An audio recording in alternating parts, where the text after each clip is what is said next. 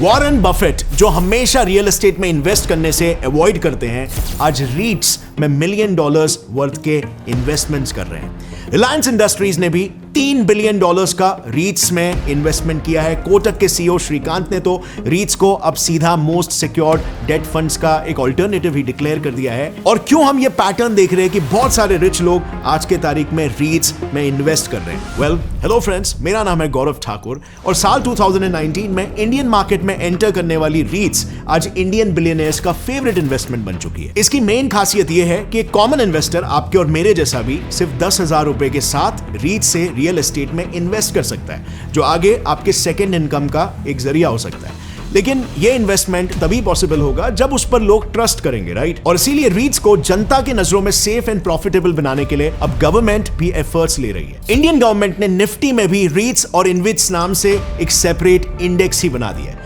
लेकिन आखिर माजरा क्या है? क्यों इतना बज़ क्रिएट हो रहा है रीट्स के मामले में? सो रीट्स यानी रियल एस्टेट इन्वेस्टमेंट ट्रस्ट 1960 में ही प्रेसिडेंट आइजनहोवर के टाइम से अमेरिका में स्टार्ट हुआ था।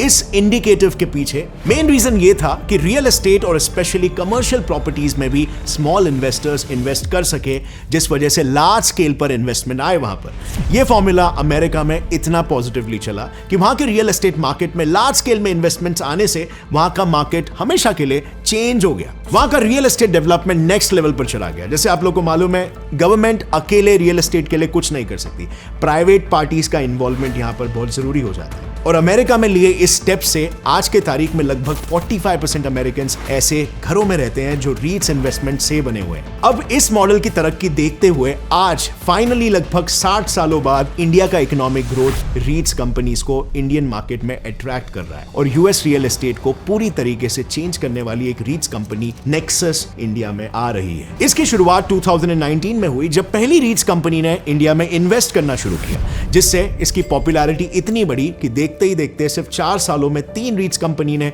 शेयर मार्केट में अपना रजिस्ट्रेशन भी करवा दिया। इसके बाद से things started moving pretty fast and इसीलिए वी आर होपफुल कि इस आने वाले समय में स्मॉल इंडियन इन्वेस्टर्स भी बड़े बड़े कमर्शियल प्रोजेक्ट्स में इन्वेस्ट कर सकेंगे। बट फ्रेंड्स, अब मे भी आपके लिए ये रीट्स सुनने में बहुत कॉम्प्लिकेटेड लग रहा होगा, बट ट्रस्ट मी, जितना ये कॉम्प्लिकेटेड लगता है उतना एक्चुअली में ये सिंपल है। तो बात ऐसी है ना कि रीट्स का मैनेजमेंट बिल्कुल म्यूचुअल फंड्स की तरह ही होता है, जहां पर इन्वेस्टर्स अपने पैसे एक मैनेजमेंट ट्रस्ट को दे देते हैं। फिर बाद में वो ट्रस्ट इन्वेस्टर्स के पूल्ड पैसे एक एक्सपर्ट फंड मैनेजर को दे देते हैं, जो मार्केट सिक्योरिटीज में उनके पैसों को इन्वेस्ट करते हैं और फिर उन इन्वेस्टमेंट से एक्रूड प्रॉफिट को वापस से इन्वेस्टर्स के साथ शेयर कर दिया जाता है। कुछ ऐसा ही अब इंडिया में भी होगा। रीट्स में अब हम भी इन्वेस्ट कर पाएंगे कई इन्वेस्टमेंट ट्रस्ट की मदद से, जैसे नेक्सस मॉल्स। नेक्सस मॉल्स नाम की एक कंपनी है जिसका रीट बहुत ही जल्द आने वाला है, जो टोटल में 3200 करोड़ का आईपीओ होगा। ये इंडिया की सबसे बड़ी मॉल कंपनी है जिसका नाम नेक्सस सिलेक्ट ट्रस्ट NST है और जिसे world largest alternative asset manager Blackstone ने बैक किया है। इसके पास रीट्स इन्वेस्टमेंट के लिए टोटल 17 शॉपिंग मॉल्स है जो दिल्ली, नवी मुंबई, चंडीगढ़, बैंगलोर जैसे इंडिया के सभी बड़े बड़े शहरों में स्थित है और जिनमें हजारों से भी ज्यादा नेशनल और इंटरनेशनल ब्रांड्स के स्टोर्स मौजूद है,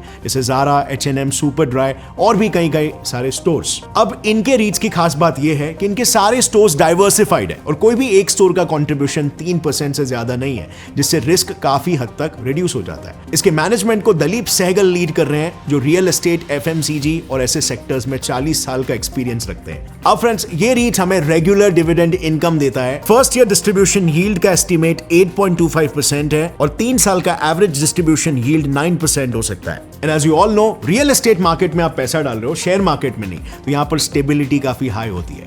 ये रीट्स सेबी के real estate investment trust regulation 2014 के थ्रू रेगुलेटेड होते हैं और इसमें फ्रॉड होने के चांसेस भी बहुत कम है, क्योंकि इनको ज्यादा डिस्क्लोजर्स देने पड़ते हैं और हर साल एनुअल रिपोर्ट्स भी बनानी पड़ती है। लेकिन इनमें कुछ रिस्क होता है, जैसे मार्केट इंटरेस्ट और सेक्टर स्पेसिफिक रिस्क, जिससे इनका परफॉर्मेंस फ्लक्चुएट हो सकता है। रीट्स basically commercial projects, shopping malls और रेजिडेंशियल बिल्डिंग्स एक्सेट्रा में इन्वेस्ट करती है। बट ये ट्रस्ट और कंपनीज उन्हीं लोगों को as an investment manager hire करती है जिन्हें स्पेसिफिक एरियाज के रियल एस्टेट मार्केट की अच्छी खासी नॉलेज होती है और जो अपने इस एक्सपर्टीज से इन्वेस्टर्स के इन्वेस्टमेंट्स और प्रॉफिट्स को मल्टीप्लाई कर सकते हैं। बट इन इन्वेस्टमेंट्स के इंक्रीज होने के पीछे ना एक मेजर रीजन है इंडियन गवर्नमेंट के बनाए रूल्स एंड रेगुलेशंस, जिससे इन्वेस्टर के इंटरेस्ट एकदम सेफ रह सके। देखो बात ऐसी है ना, गवर्नमेंट ने मेजरली 4 रिफॉर्म्स निकाले। पहला कि रीट्स को अपने 90% कैश फ्लो को इन्वेस्टर्स में डिस्ट्रीब्यूट करना होगा, और दूसरा कलेक्टेड इन्वेस्टमेंट का 80% रेंट जनरेटिंग प्रॉपर्टीज में ही होगा और केवल 20% ही नॉन रेंट जनरेटिंग प्रॉपर्टीज में इन्वेस्ट किया जा पाएगा। और बेसिकली एक और रिफॉर्म यह है कि सिर्फ उन्हीं प्रोजेक्ट्स में इन्वेस्ट किया जा पाएगा जो 80% कंप्लीट है, ताकि मनी की सेफ्टी मेंटेन किया जा सके। प्लस गवर्नमेंट के इस मैसिव स्टेप के कारण अब रीट्स में ट्रेड करना इजी और हैसल फ्री भी हो चुका है। आप बस सिर्फ अपने मोबाइल ऐप से भी इसकी ट्रेडिंग कर पाओगे, जो इजी ट्रेडिंग के साथ कई सारे टैक्स बेनिफिट्स भी आपको प्रोवाइड करेगा।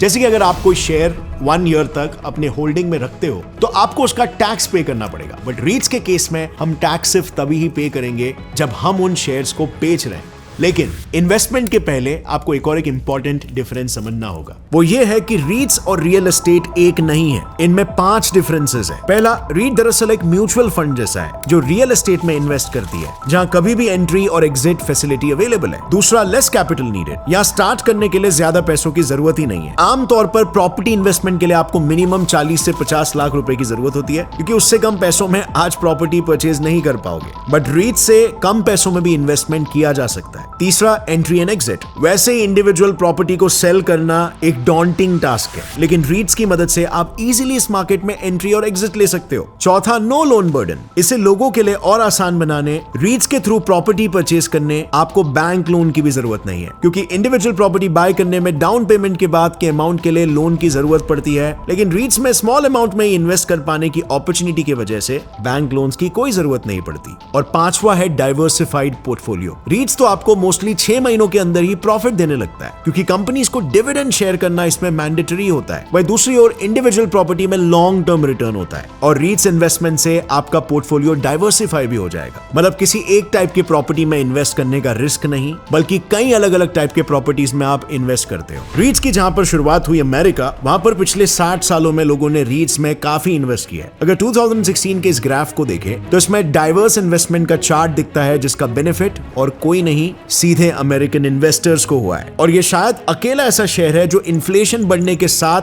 ज्यादा रिटर्न्स भी देता है, जैसे कि इस ग्राफ में आप देख सकते हो। लास्ट 44 इयर्स में रीट्स ने डिविडेंड से लगभग एनुअली 44% रिटर्न अपने इन्वेस्टर्स को दिए हैं। और कुछ ऐसे ही बम्पर बेनिफिट्स देने के लिए नेक्सस इंडिया का first retail REIT next month launch करने वाला है, जो टोटल में 3200 करोड़ का आईपीओ होगा, जिसमें 1400 करोड़ प्राइमरी है और 1800 करोड़ सेकेंडरी। अब बताए गए सारे फायदों की वजह से रीट्स आज वर्ल्ड वाइड बिलियनर्स की पहली पसंद हो गई है। ब्रुकफील्ड कंपनी के ओनर ब्रूस फ्लैट भी रीट की $1 बिलियन वर्थ की यूनिट्स खरीद रहे हैं। इन कंपनीज में हाई शेयर्स रैपिडली रिच लोग इन्वेस्ट कर रहे हैं। बट देखने वाली बात यह है कि 2008 में फाइनेंशियल क्राइसिस होने के बावजूद भी सिर्फ 2 साल में रीट्स ने 175.6% के रिटर्न्स दिए हैं, व्हिच इज क्वाइट फैसिनेटिंग। 2020 के पैंडेमिक सिचुएशन में भी इसने स्टॉक मार्केट में 116% के पॉजिटिव रिटर्न्स दिए, जिससे रियल एस्टेट इंडस्ट्रीज को पोस्ट पैंडेमिक एक बूस्ट मिलने में भी मदद मिली। इंडिया का रियल एस्टेट मार्केट 2030 तक $1 ट्रिलियन का प्रेडिक्ट किया जा रहा है, जो टोटल देश की जीडीपी का 20% होगा। और अगर देखा जाए तो एग्रीकल्चर सेक्टर के बाद सबसे ज्यादा एम्प्लॉयमेंट जनरेट करने का काम रियल एस्टेट इंडस्ट्री ही कर रही है, जिस वजह से रीट्स का ग्रोथ इनडायरेक्टली सभी इंडियंस के ग्रोथ के साथ जुड़ा हुआ है। रियल एस्टेट के इस नए इन्वेस्टमेंट फॉर्मेट के बढ़ते ग्रोथ को देखते हुए यह प्रेडिक्ट हुआ है कि इंडियन रियल एस्टेट मार्केट हर साल $5 बिलियन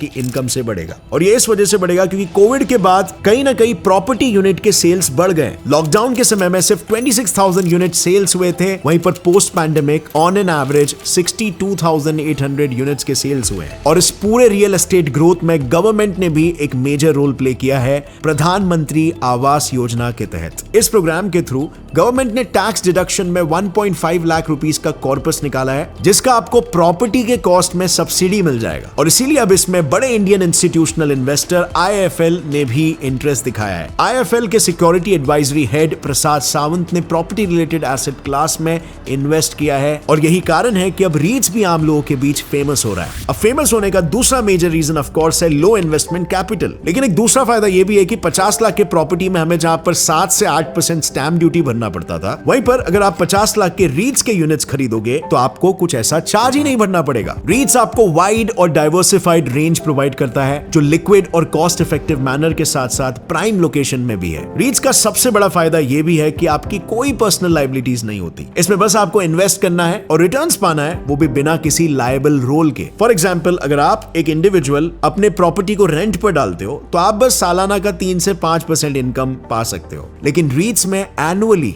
11% इनकम एवरेज मिलता है। बट फ्रेंड, शेयर मार्केट के किसी भी सेगमेंट में इन्वेस्ट करने से पहले आपको कुछ बातें जानना बहुत जरूरी है। जैसे रीट्स रिलेटेड इन्वेस्टमेंट से पहले आपको रीट्स कंपनी के हेल्थ से रिलेटेड इन बातों पर ध्यान देना चाहिए। सबसे पहला कि किसी भी कंपनी ओन्ड प्रॉपर्टी से कितना इनकम जनरेट होता है और जिस प्रॉपर्टी में आपने इन्वेस्ट किया है वो एक गुड इनकम जनरेटिंग प्रॉपर्टी है या नहीं। दूसरा, रीट्स कंपनी की ओन्ड प्रॉपर्टी की लोकेशन और वैल्यूएशन और साथ ही उनकी लीज चेक करना भी बहुत जरूरी है, यानी उनकी एक्सपायरी डेट। थर्ड, कंपनी और ट्रस्ट के इन्वेस्टमेंट पोर्टफोलियोज कितने डाइवर्सिफाइड है, यह भी ध्यान देने वाली बात है, क्योंकि जितना ज्यादा डाइवर्सिफाइड पोर्टफोलियो होगा उतना ही मेजर लॉस के चांसेस कम हो जाएंगे और आपका मेंटल पीस भी बढ़ेगा।